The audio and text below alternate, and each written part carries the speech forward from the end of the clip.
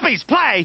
Reese Witherspoon plays to her strengths when she takes on middle-of-the-road romantic comedies like Sweet Home Alabama. Damn, I love that girl. Plucky! Hello again. So this one was kind of a pleasant surprise. I didn't quite know what to expect from it, and the trailers and the advertising paint a picture of a pretty standard, goofy rom-com, and I can't believe I've gotten to a point in life where I'm actually comfortable saying the word rom-com. I kind of hate myself right now. So let's I'll just add that to the list of reasons. Anyway, but yeah, it really does paint this kind of very typical romantic comedy type situation of, the spunky but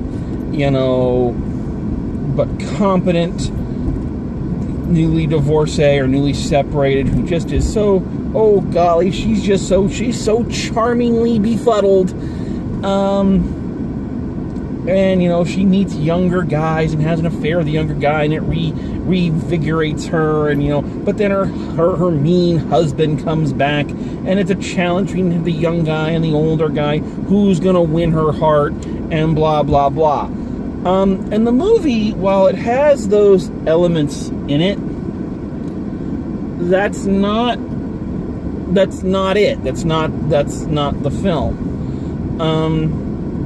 So Reese Witherspoon, for those who don't know about this film, Reese Witherspoon plays, the charmingly befuddled, newly separated mother of two, who through weird happenstance,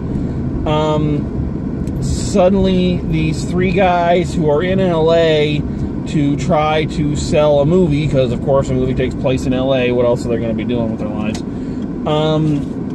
who are down on their luck and looking for a place to crash while their movie gets, they're trying to find backing and everything. They end up living with her, and they form kind of a quirky family unit that's not conventional, but it's maybe just what she needs. And a lot of this you can kind of pick out, and you can kind of see where it's going. So she does have I won't say an affair, but she does have a romance with the leader of the three, who is like, I'm gonna say baby Tom Cruise, because he's like Tom Cruise Jr., only he's much taller and thinner, but he has kind of the same look,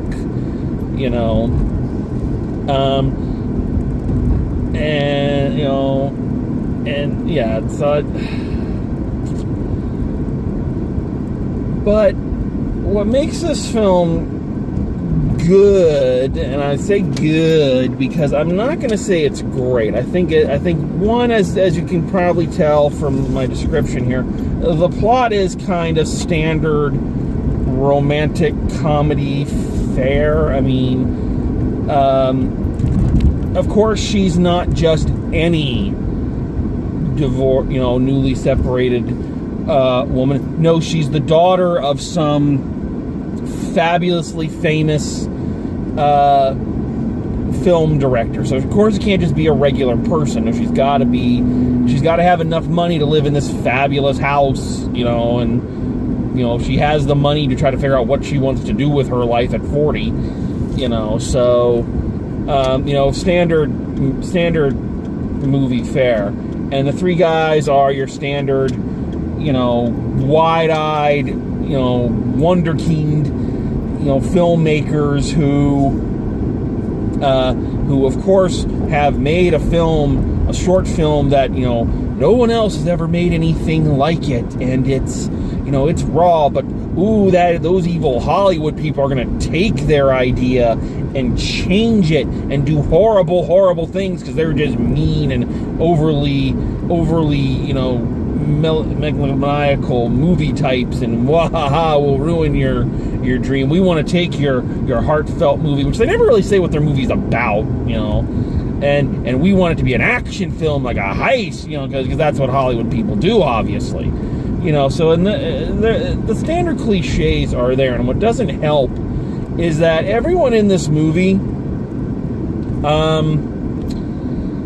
there's this weird line in terms of the acting that seems to be happening, and that is everyone they are either having very natural and understandable reactions to things in ways that you can really relate to, or they are overacting just enough that it's unsettling. Nobody has a standard reaction. They have, and nobody sounds really natural when delivering, like, I'd say 60 to 70% of their lines.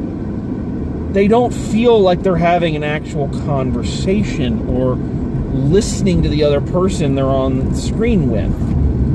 Now, I could understand it from the three young guys in it, because they're young. I don't think they've done much. I don't recognize any of them. None of the names sound familiar.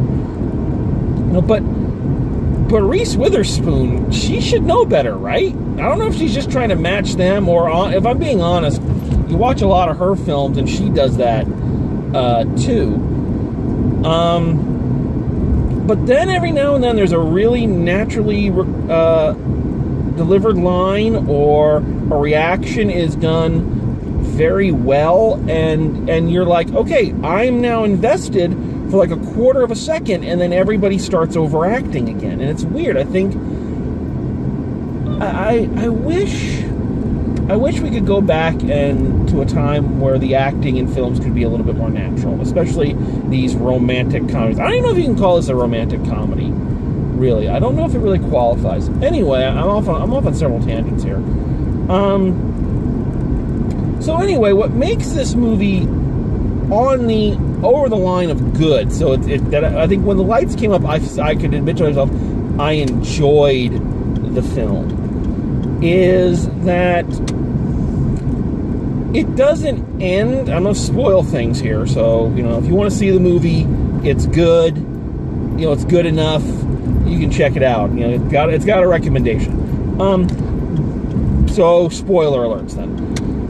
But what made it better than your average romantic comedy is that they don't wrap everything up in this nice, tight little bow at the end. The guy the movie that I can most equate it to in terms of how it ends and how the characters evolve from the situation is Kevin Smith's Chasing Amy, where if you haven't seen Chasing Amy, you should watch Chasing Amy. But anyway, at the end of that one, the romantic couple don't end up together. They can't. They're too immature. They're in different places, and they're in love, but they can't click, in that long-term kind of way. And in this film, Reese Witherspoon and Junior Tom Cruise, who again, I think of all the actors in here, I kind of believe he's the worst. I don't know if it's the writing for him or just his delivery or the direction or a combination of all three, but every line he says just sounds rehearsed and he sounds like a pickup artist.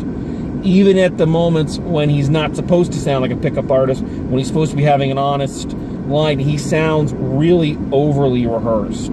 So anyway, she and him have the affair. And obviously something goes wrong, and she gives a really good speech about, look, you hurt me. I know you didn't mean to, but we got to be honest here. You're 27 years old, and 27-year-olds hurt people. They screw up. And that's not a knock on you. It's saying that's what people in their late 20s or in their 20s at all do. They don't think. You haven't developed that yet. And we can't do this anymore. And she sticks to it. She cares about him, and they have a nice scene there towards the end, of saying, hey, you really helped me, come out of my shell a little bit and realize that life can go on and all that, and I'm always going to love you for that. But they don't get together in the end. They also try to lay the groundwork that maybe there's going to be a love square, or a love. They started with a triangle, then added to a square, because the other guy, one of the other of the trio that's in there, who I call Baby Steve Zahn, because he looks a lot like Steve Zahn. This character is supposed to be the writer of this wonderful movie that's going to change the world, and they keep hinting that he's actually in love with Reese Witherspoon too. But he's supposed to be the polar opposite of Baby Tom Cruise, because Baby Steve Zahn is the one that when she needs a ride, he's the one who's there. He takes her kids to guitar lessons. He inspires her kids to grow up and try new things. So he's you can see it kind of in the film that he is being positioned to be that, the good guy, the guy she's gonna end up with. That's gonna be the complication. But it doesn't go there. It doesn't. They don't do that. They don't do that. But I got to harp on this. Sorry, I want to go back to something for me, guys. They don't do that, but they don't do it in the most annoying and heartbreaking way, because she said, there's this scene where she gets drunk and she tells off this woman who she was working for, and she's there, and she calls for help, and Baby Steve Zahn shows up, and they have a moment. It's a nice moment, but Reese Witherspoon says to him those words that anybody, and I don't give a shit, you can hate me for this, but I'm going to tell you the words that every guy hates to hear. You're one of the nice ones, which translates into I'm glad you're around when I need help, but I won't ever fall in love. But there's something about you that I won't fall in love with. But, I'm glad you're here to help me out. And I'm sorry, that's a personal baggage thing. I hate being told that by people. Oh, you're one of the nice ones. Yeah. In other words, nice enough to have around, but I won't fuck you. Sorry, that's a personal thing. But anyway, so they don't do the love triangle thing. So then they try to make it a love square, because then the husband that she's separated from comes back. And throughout the movie, the thing they did really well is that the movie's, of course, told from Reese Witherspoon's point of view.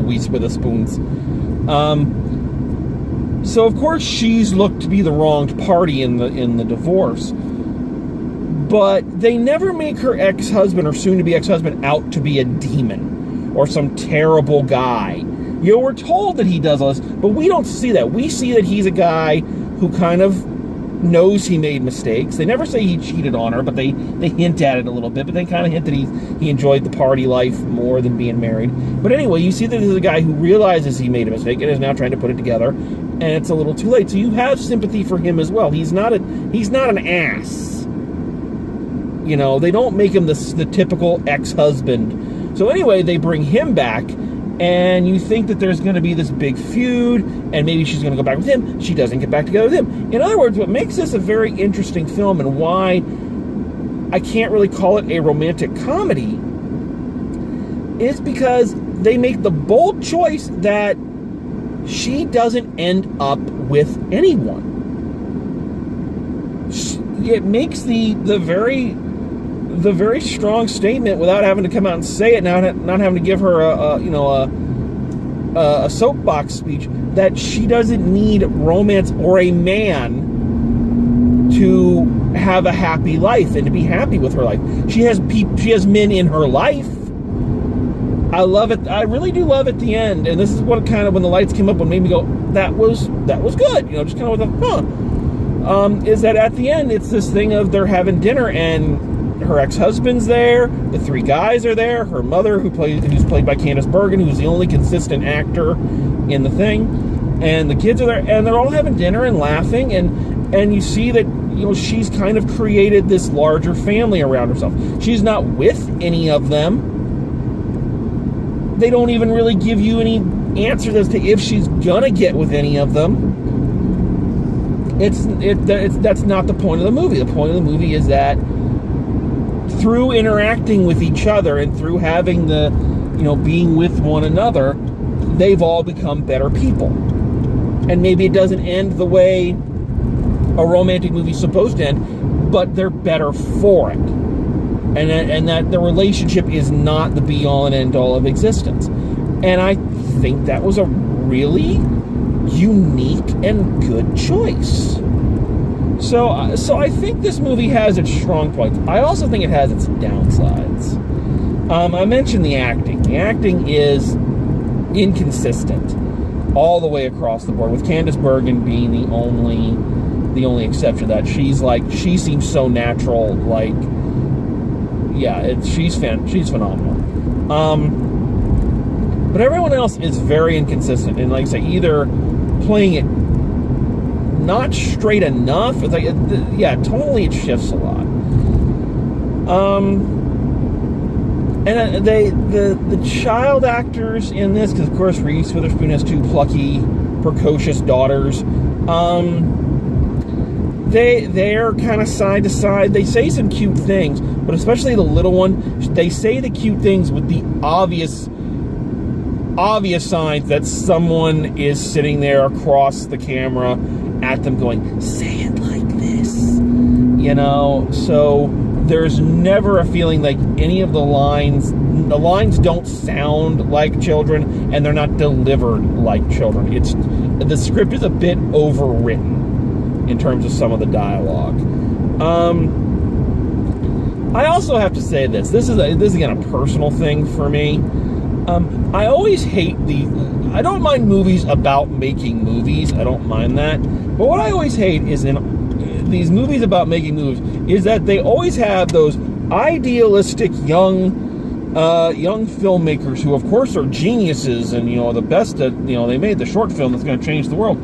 And they always go to Hollywood assuming that nobody's going to want to edit their movie or have notes about their movie, or that the people who are going to be investing money in it might have input.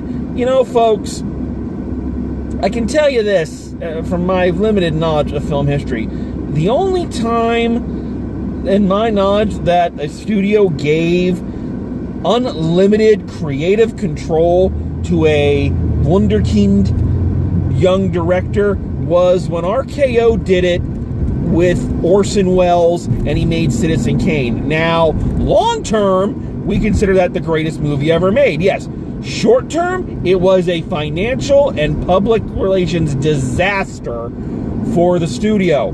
That's why they don't do that shit anymore. So I always get tired of these things, where you figure, well, I'm the hot young 20-year-old, and I know what's gonna what ails filmed, and I'm gonna fix it. And it's I just get tired of that archetype.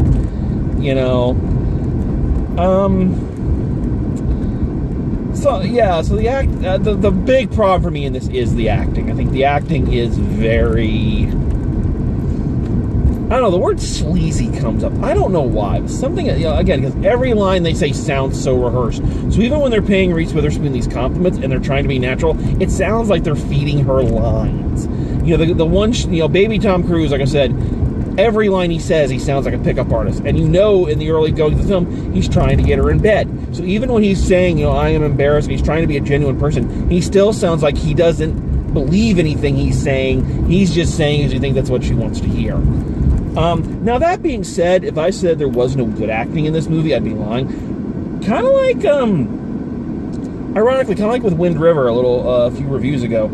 Some of the best acting moments come when there is no dialogue. There's a really great silent couple of minutes with Reese Witherspoon in her bathroom after she has this kind of falling out with baby Tom Cruise, and it's a silent scene of her crying and just sitting there, and it's not like a bawling scene, but you can see she's upset. But just from her facial tics and the timing of them, you can tell what's going through her mind. That she's sitting there and she's thinking, okay, he didn't do it on purpose, but this is that moment I knew was coming, and I know what I've got to do, and I'm kind of sad that I got to do it, but I kind of know I got to do it.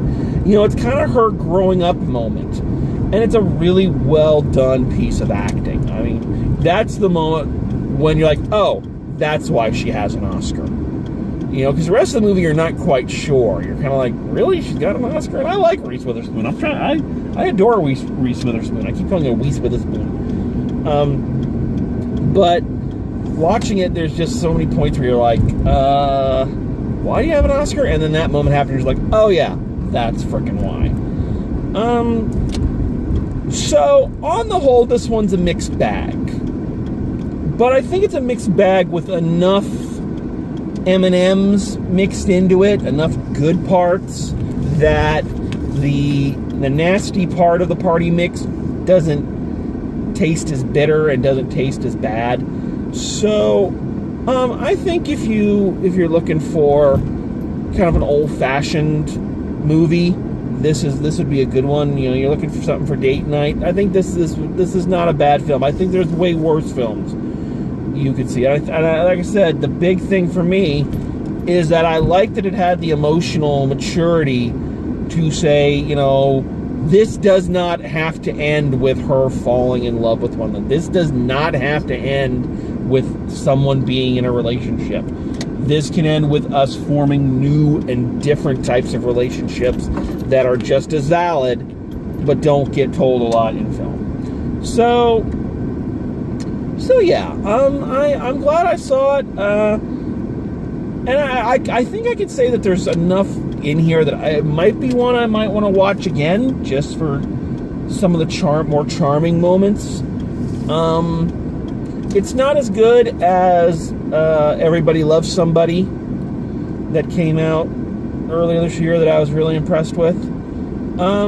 But I think it's in that vein. I really do. I think it's, as I'm just kind of thinking about it, it really is one of those films where the story is not necessarily the love story.